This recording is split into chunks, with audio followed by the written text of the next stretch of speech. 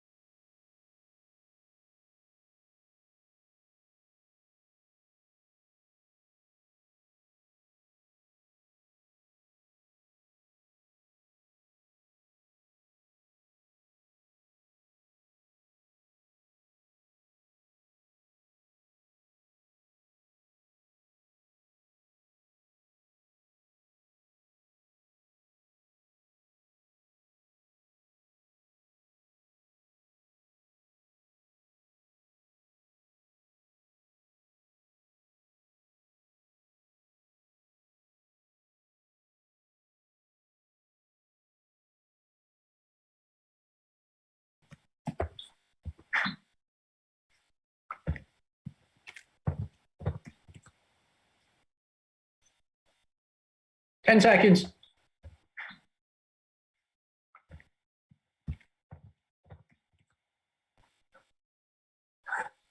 Welcome to Asia Pacific Youth Association's Ross Night, our very special episode to talk about today's referendums in Taiwan. And our special guest is Professor Jean-Pierre Cabestan from Hong Kong Baptist University. Professor, welcome to the show. Thank you for inviting me. I'm delighted to be with you. My Chinese name, by the way, is Gao Jingwen. Maybe you heard of my Chinese name. Terrific. And on our Facebook page, where we're live streaming this, we also have programs from earlier in the week where we talked about the referendums beforehand with both the opposition parties as well as the governing Democratic Progressive Party. Professor, before we get into the specifics of the referendums and the results, I'd love to get your perspective, having looked at China, Taiwan politics and coming from France originally. Why does Taiwan even need referendums? Why can't these issues be decided in the legislature?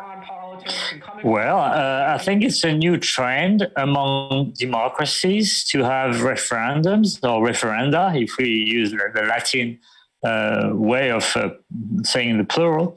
Now, I didn't tell you, but my mother is from Switzerland. And in Switzerland, it's a country where there's a tradition to hold referendums for many meaningful issues, which need to be debated and approved by the whole society, by the voters themselves, rather than by the legislature, the parliament. And it's a very meaningful way of expressing opinions on specific issues.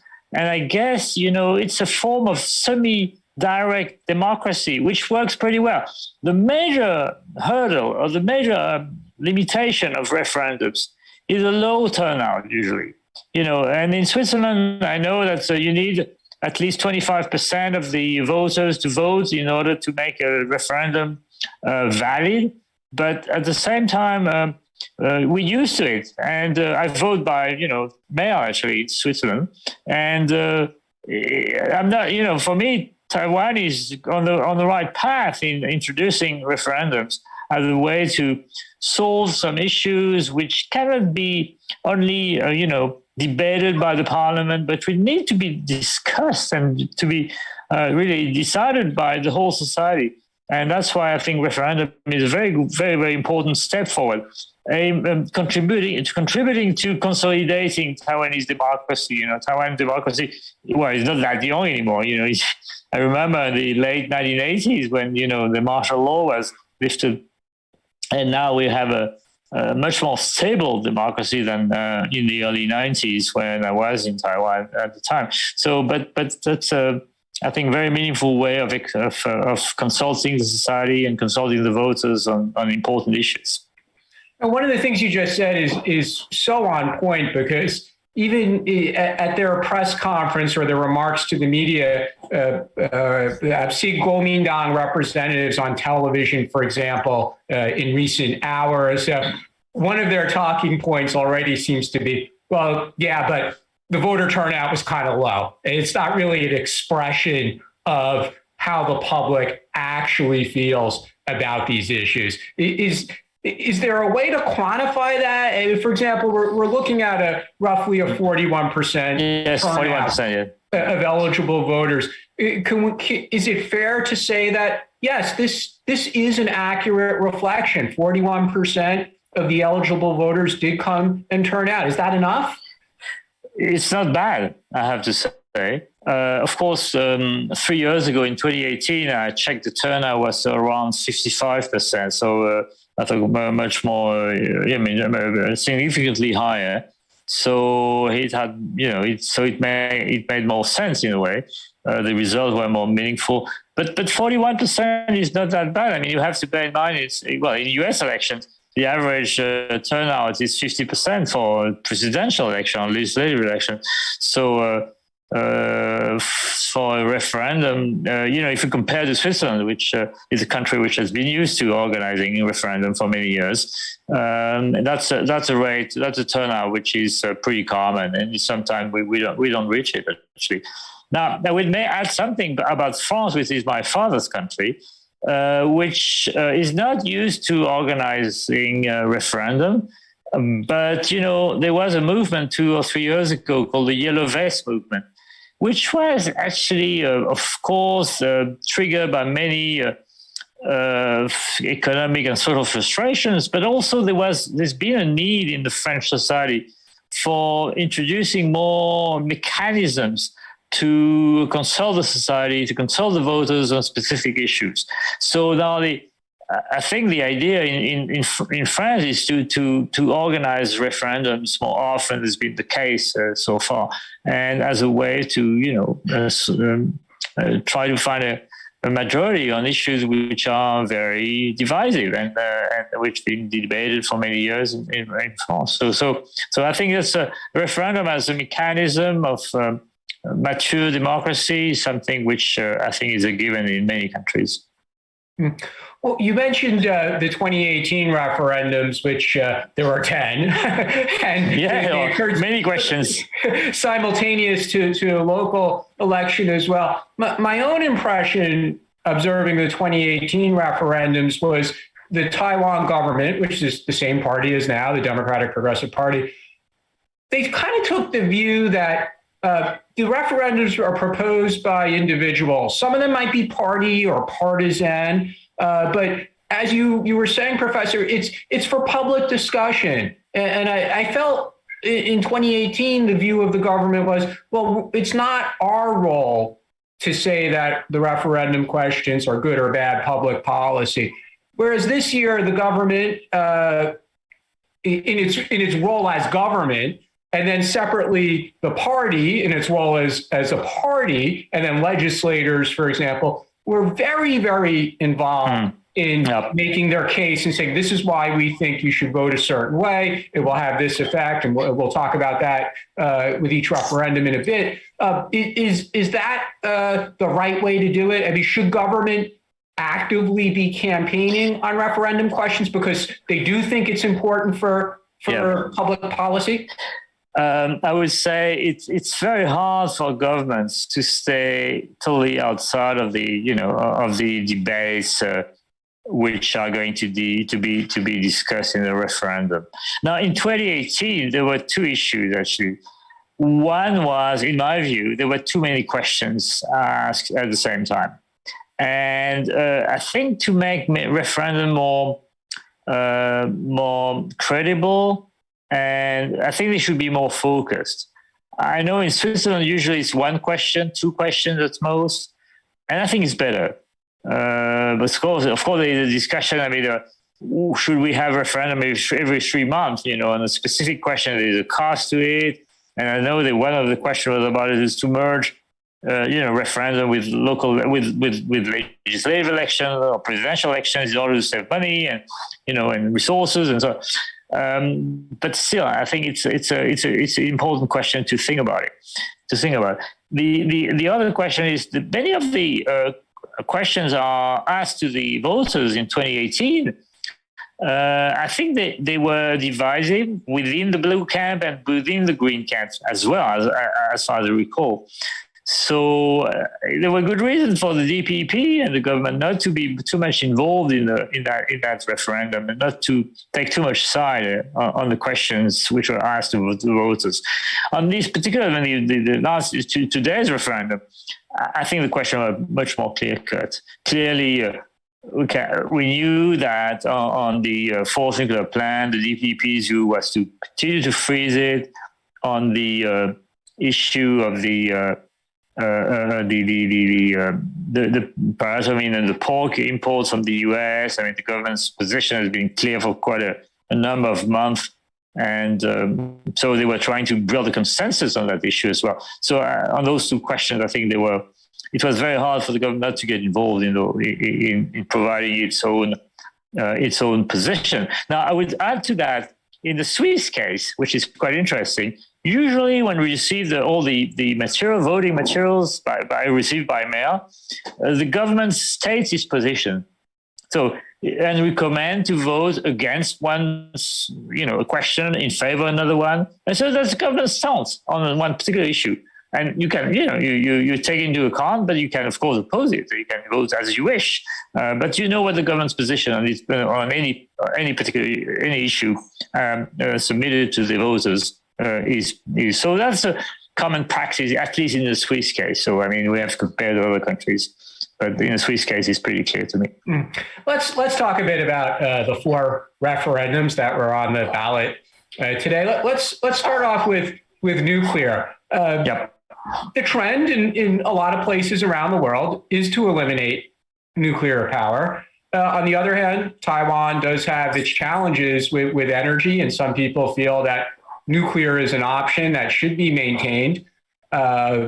Just as a matter of national security. Then, of course, we have earthquake risk, typhoon risk, what to do with the waste. But ultimately, this government, they've been very clear that they favor a nuclear-free homeland in Taiwan. What are we to make of voters who say no to nuclear? I mean, is that just the trend? People realize that there's some risks with that, but they love the green energy, or they realize we're still going to have to import some dirty energy. What do we make of a populace that votes against nuclear? I think, of course, we have to bear in mind the recent developments in East Asia, in Japan, with the Fukushima impact. I mean, the Fukushima had a big disaster, had a big impact on Taiwan for good reasons. So close to Taiwan, and then Taiwan and Japan societies are very close to each other. They, very much connected to each other. So I understand the feelings of many of the Taiwanese voters. My view, I don't know, I'm going to shock your audience or the participants in this discussion.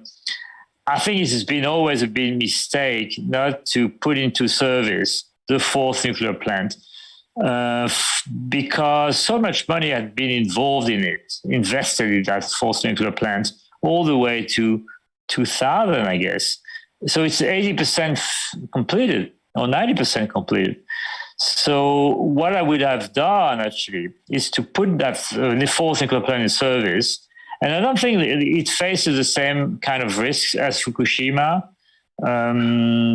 Fukushima was caused by a tsunami. Of course, you have earthquake in Taiwan, but that nuclear plant is earthquake safe, as far as I understand. What I would have done, and I think the government has started to do that, is to phase out the existing nuclear plants which are aging, and to close them one after another, to sort of publish a plan, a phase-out plan for the 3 other nuclear plants. But the other problem is, and have in mind the case of Germany. I'm sure you're familiar with that case, because there was so much pressure from the society to close down and Fukushima played a role in that, all the nuclear plants in Germany, that Germany went back to coal. And Germany has been polluting Europe and its own country for 10 years now, because they need coal before they manage to expand nuclear and non-fossil energies, renewable energies, and replace coal with cleaner energies. So now, so Germany was facing a dilemma. Is it better to keep nuclear plants in service for a few more years, like what the French have been doing, or to go back to coal? My answer is nuclear power is cleaner, after all, than coal in terms of pollution and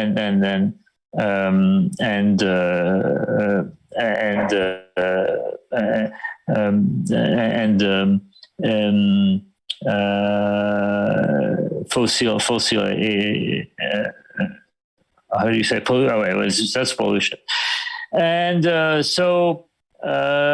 now, the decision has been made, and there is no way. I mean, I know the DPP's view on that.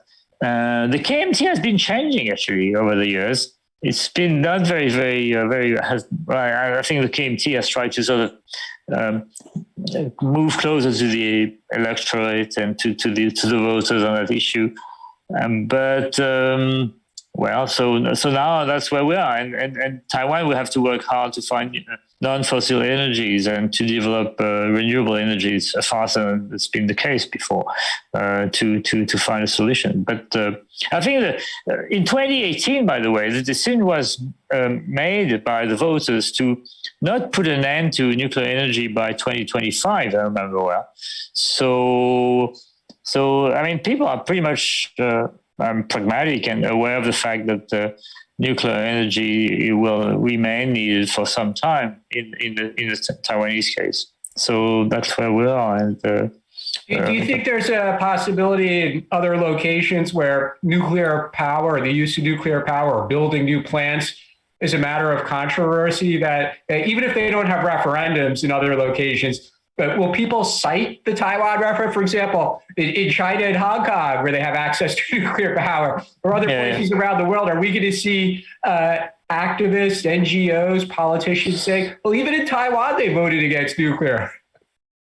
Yes, well, as you know, in Hong Kong and mainland China, people are not really consulted about those issues. Well, in Hong Kong, where I live, we have Daya Bay, Taiwan, which is not very far in the east of Hong Kong. And if anything happened in Daya Bay, of course, the Hong Kong society, the Hong Kong population is going to be affected. So we cross our fingers and hoping that nothing, dangerous is going to happen there.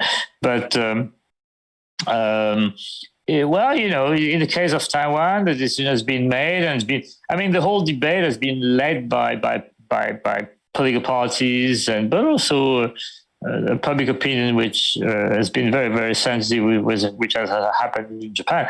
But even before Fukushima, I remember in 2000, because I was at the time going to Taiwan quite often,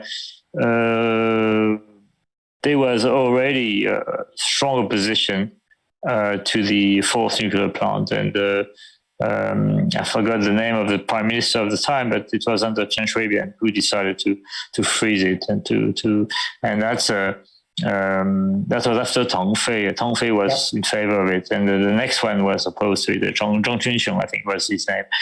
And so, well, that's a choice now. Again, what I think is a shame is the waste of money, because so much money had been. So I would organize things differently. I had presented the issue differently to the voters and to the society. But anyway, that's Taiwan's choice. One of the things I observed, that maybe you could give a perspective of whether this was unique to Taiwan or is common on this kind of issue, despite the importance of where the energy will come from, Taiwan's energy sources, I didn't see much involvement from industry. I didn't see the business leaders saying, "Oh, we really need nuclear power. It's important for our factories." Does industry typically stay out of this debate in other countries? It depends. But in the case of Taiwan, I think what the industry needs is power, and to make sure that there won't be any brownout, any power cuts, because that's vital for Hsinchu, for semiconductor industry, for also all industries. So that's the major issue. So it's up to the government to make sure that because energy producers in Taiwan are mainly state control, so that's also explains why the industry remains outside of the debate, and they just consume it. They just buy the energy from the state or from the public companies. So they prefer. They have good reason, if I may say, to remain neutral in this debate. The next referendum was also energy related, and that was to construct the LNG terminal, transfer station in a certain area that unfortunately looks like there'll be some damage to wetlands. And the government says the plan that they have will mitigate the damage. And this referendum kind of put the governing DPP on the other side from the environmental protection community that historically they've been on the same side of. Yes. I'll play out. Yes, I mean that's. But when you sit in the government, sometimes you need to make decisions, which go against the environmental protection movements and NGOs. I don't think there is any on these LNG's terminal. There are any perfect issues. So it's one evil against another. So you have to sort of balance between two evils and try to mitigate the risks and the damage and the environment. So now my understanding, maybe I'm wrong, but is that it's not gonna move. It's gonna stay in Taiwan, isn't it? Yep. Yeah, well, the referendum result, I think, gives the government, certainly the political capital to proceed. Yeah, well, people are not too, I don't know. Yep, but I think people just sided with the government, and I would say, if you look at the 4 questions and the way, the breakdown in terms of assent and dissent votes. Maybe, overall it reflects the balance of power between the Greens and the Blues. So the Greens, they hold the majority. So, and if you side with the government, you vote for you vote with the government, and that's my hunch is that's what has happened. It's what I see from the figures which have been published at the end of this day of consultation. So, is there a possibility of lasting, say, rupture between the DPP and environmentalists in Taiwan, or do the environmentalists say, well, there's no way we would ever stand with the Kuomintang, not just on environmental issues, but other issues as well. So eventually we'll kiss and make up with the DPP.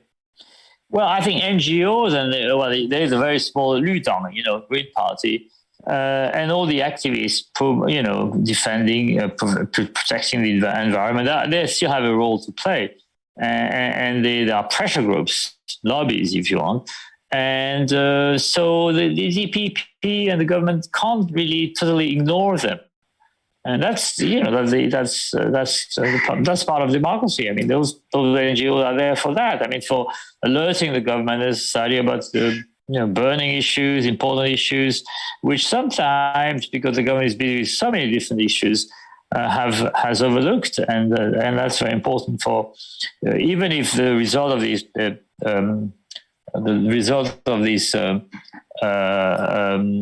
of this referendum has been maybe for pro-environmental people has been disappointing.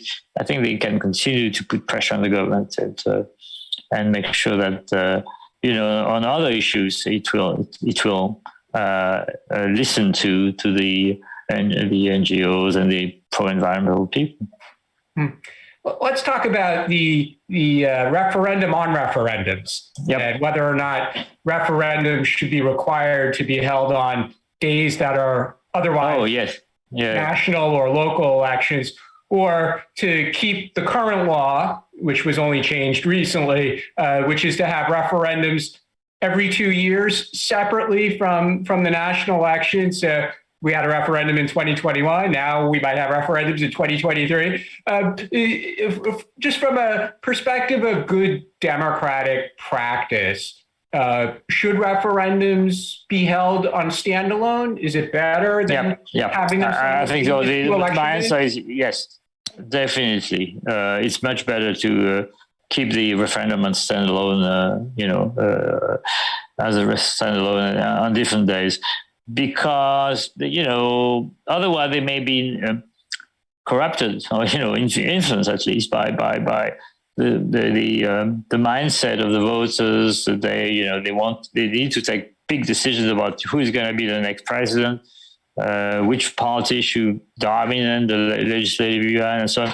So I think those questions are very specific. So they need to be, I would say, free from any other considerations, and it's much better in my view. That's of course there is a cost, but the cost is not that high, and Taiwan is not that poor anyway.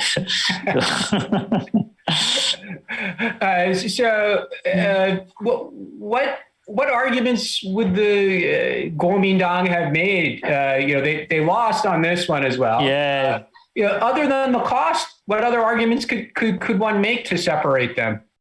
or to keep them? I'm sorry, to keep them on the same day. I don't know. I mean, because as you said, cost. No, it's bad because it's not a big issue.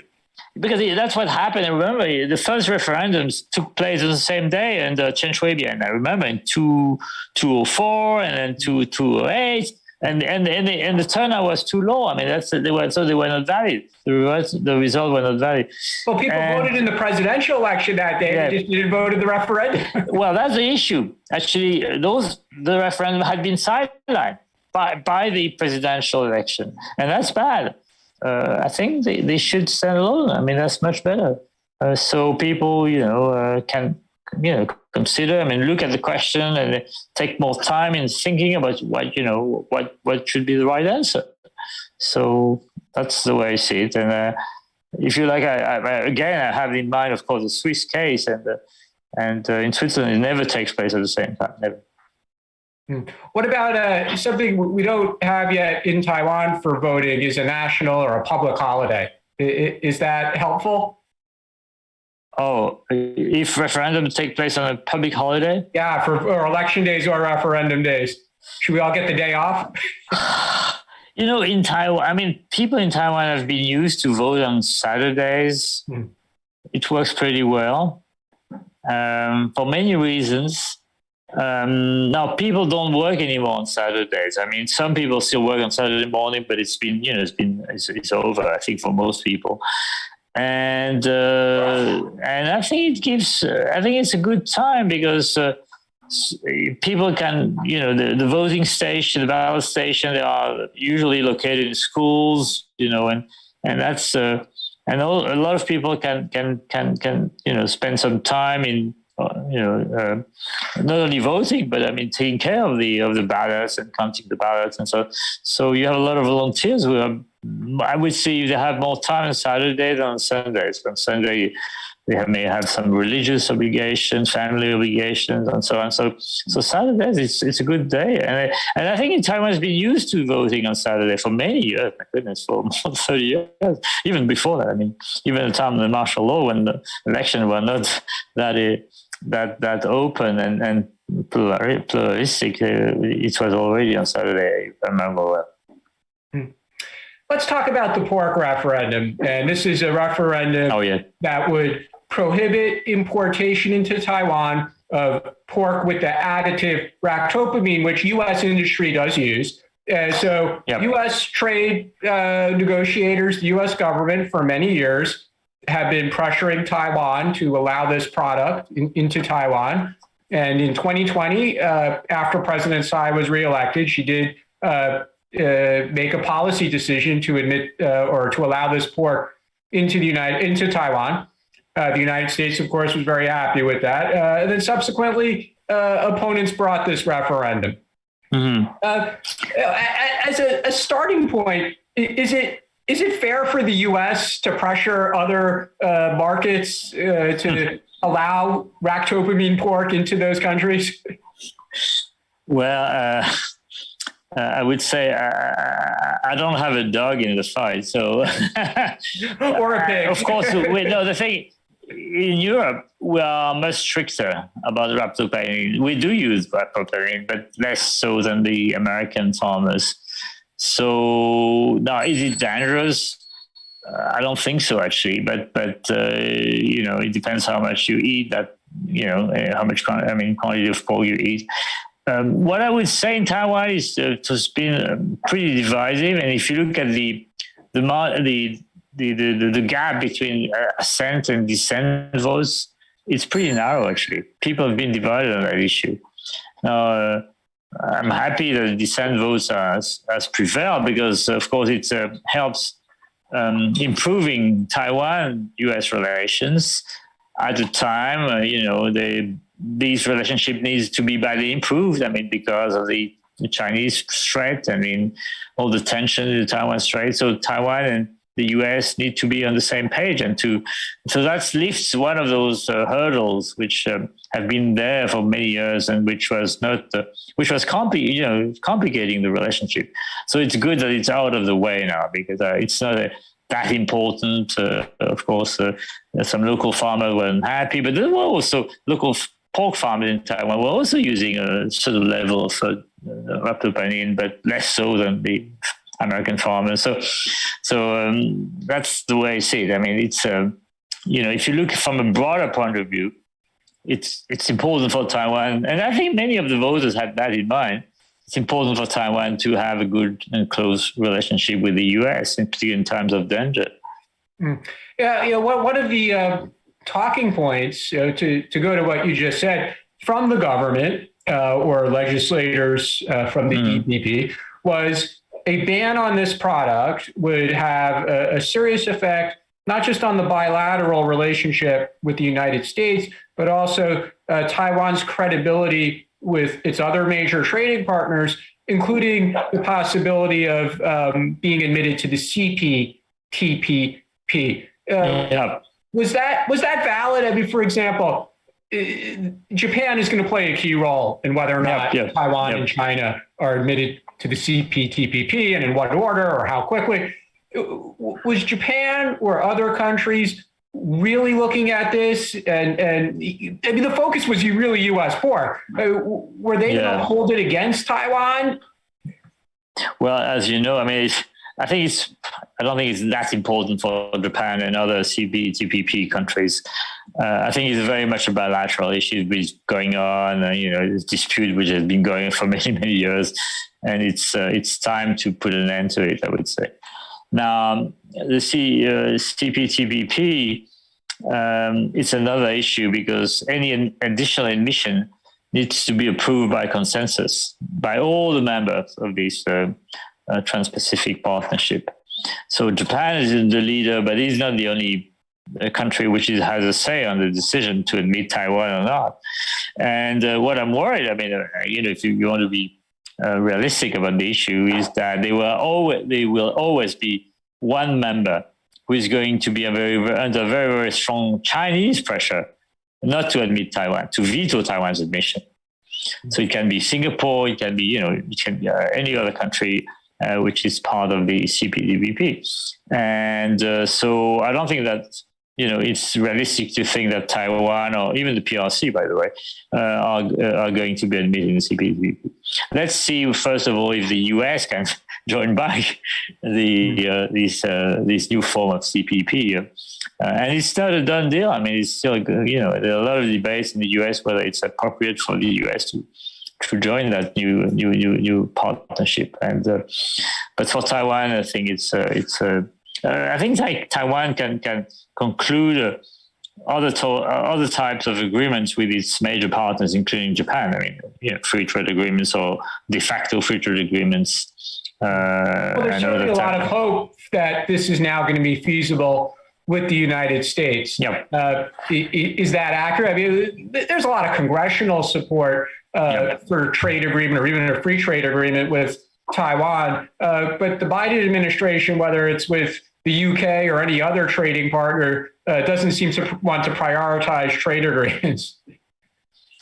Well, they're very slow on everything. On trade issues, I'm afraid. I mean, they look at, including on China, they don't, I mean, Catherine Tai is a very nice lady, but she doesn't have a very clear position on what strategy to adopt, which is going to be different from the Trump administration in terms of trade tariffs, in terms of, what to do with phase one, how to move to phase two.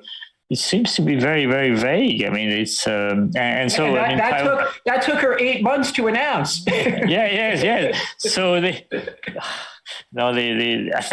worried because you have the midterm elections coming, and so if they lose a majority in the Congress, it's going to be even harder for the administration to move forward on the issue. So, but as far as Taiwan is concerned, I think it's good for I think that question 2 was voted that way under the pork issue. I think it's good. Even if you look at the margin, it's not that big. I mean, people have remained pretty divided on Taiwan on that issue.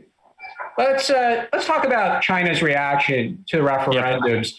Of course, the concern historically was that there'd be a referendum on one of those really sensitive questions, not just on pork.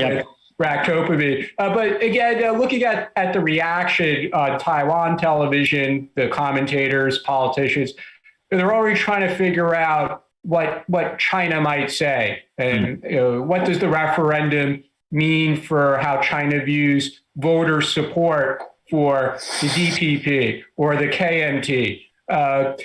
Tell us how you view China's reaction to the referendums. I have to tell you, I haven't seen any. Maybe you can tell me what has been the statement issued by Beijing. I haven't seen much. I don't think they've issued anything yet. They're probably yes, I haven't seen anything. But they see those issues in very much, the blue versus the green, a kind of prism, and so. I don't think you're going to be very happy to see that actually the government. I mean, most voters have sided with the government on the issues, even if they are very technical and very kind of domestic. Well, pork is not domestic; it's a bilateral issue, but the PowerPoint is. And now, what I would be interested in, I'm very curious to see what would be in China society's reaction.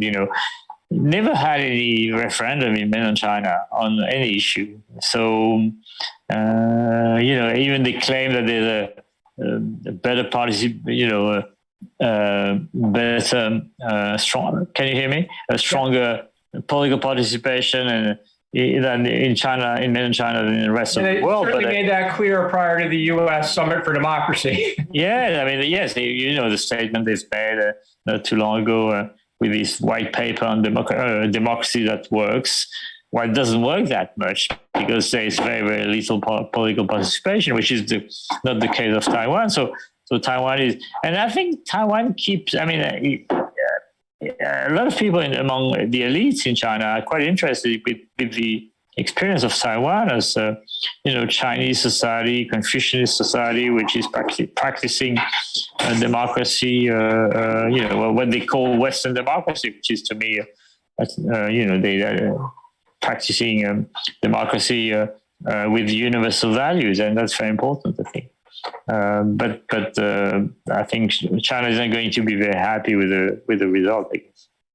Well, one of the commentators on television just now here in Taiwan said that this is going to cause China to pretty much lose any interest in having a relationship with the Kuomintang because they're going to look at the Kuomintang as just unable to win elections. Is that a possible outcome?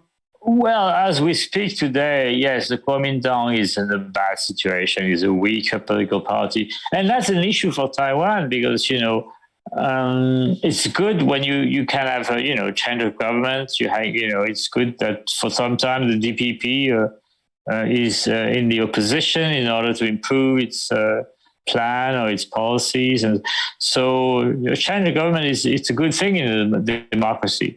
So, and I'm worried that the Kuomintang is, as we speak today, it doesn't seem to have a big chance to get elected and to win the presidency. But things can change, I remember 2008. I mean, people voted for Ma Ying-jeou in a lot, and so that surprised a lot of people. Were thinking that actually the DPP will stay in power for a long time. So things can change, but the current DPP, the current KMT has not been able to change. I mean, to renew its leadership. I mean, you've got all the same people, and what's his name? The former head was in a way more rooted to the local reality and local Taiwanese. Zhang Yijiang, Chen Yijiang, but Zhu Lilun is pretty much representative of the traditional Kuomintang leadership, and that's going to be very convincing with a lot of voters in Taiwan. So we'll see, but we still have another year to go, another 2 years to go before the next presidential election. So we'll see. How does the DPP reflect or discuss their great success? How do they not become too arrogant?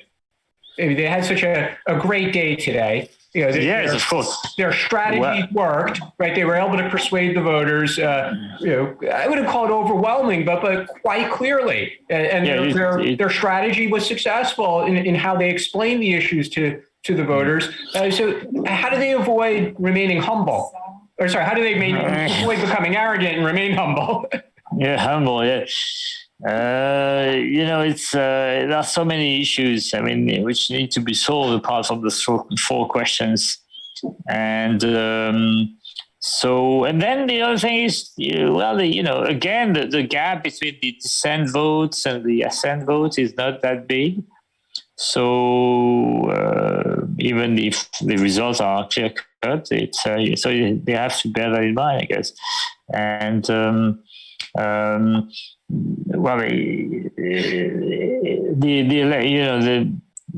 the other thing is for the DPP, a generation is going to retire. Taiwan is going to retire, and both the KMT and the DPP are aging parties in many ways, and it's hard to them to attract new blood, new younger elites, younger leaders, and so they have to be careful, and it's to. Keep renewing itself. It's not easy for a party which has been used to be a ruling party for many years, which is the case of the DPP now. So they have to be careful. But if there are no other credible options, of course, there's always a risk, as you were saying, that to become too arrogant and self-confident, and then be surprised by defeats. And local elections are usually in Taiwan a good indicator of the mood of the voters, and that's what happened in 2018 in particular. I remember the end of 2018 when 9-1, I think it was 9-1 election. So that was something which was a bad surprise for Taiwan. And yet 14 months later, yes, smashing success. Well, because many reasons, but of course the Hanguoyu phenomenon had bursted, and the bubble had bursted, and then that was bad for the KMT issue. They had bet on the wrong horse, and they say. The referendum law is supposed to be limited as far as the topics. It's supposed to be these kinds of public policy issues like the 4 referendums today, and that's to avoid the more sensitive issues. Is there a possibility, though, that the way the referendums went today, that we will see a debate about expanding the scope of the referendum questions into more sensitive issues like the name of the country? Yes, well, it depends, but I mean there are questions which have to do with the country's security I have in mind, which is, for instance, the restoration of a full conscription system. There's been debates about Taiwan needed.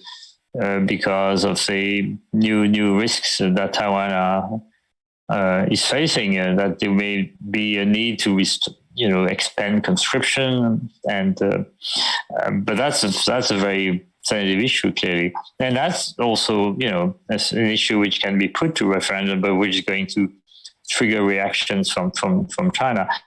Now, there is one thing, of course, for Taiwan which needs to be kept in mind is the fact that.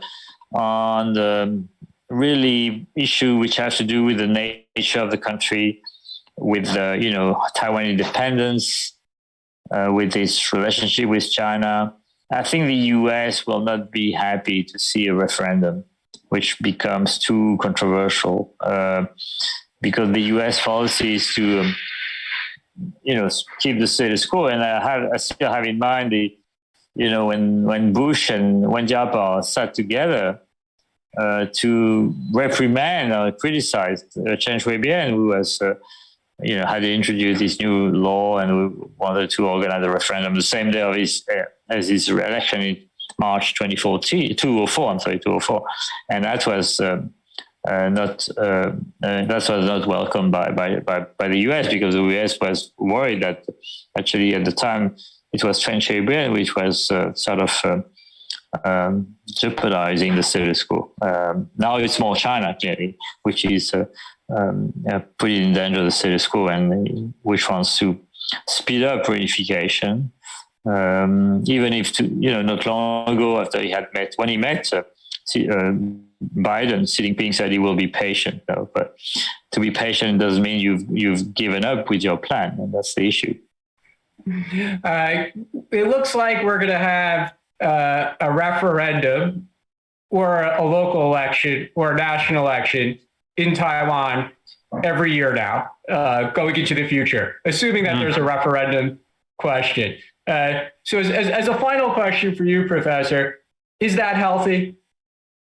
Well, once a year, I'm not shocked, and the best barometer will be the turnout. If the turnout becomes too low, maybe it's good. It will be sensible to slow down the rhythm of a referendum, to have maybe a referendum every 2 years instead of every year. So you have to watch. I mean, be careful that people are not going to have to catch referendum fatigue, and that's something we have to be careful about, and to be concerned about if it's the case. Well, Professor, I want to thank you so much for bringing us your perspectives, having looked at Taiwan politics for about 25 years. And also the French and the Swiss perspective as well was certainly much appreciated. And I'm sure you'll be watching the Hong Kong Legislative Council. Yeah, tomorrow, yes, it's another type of election. My goodness. Oh, it's a very sad situation where, it's a corruption of democracy, but that's another issue. Well, thank you again so much for joining our Asia Pacific Youth Association discussion on today's referendums in Taiwan. Good night, Professor.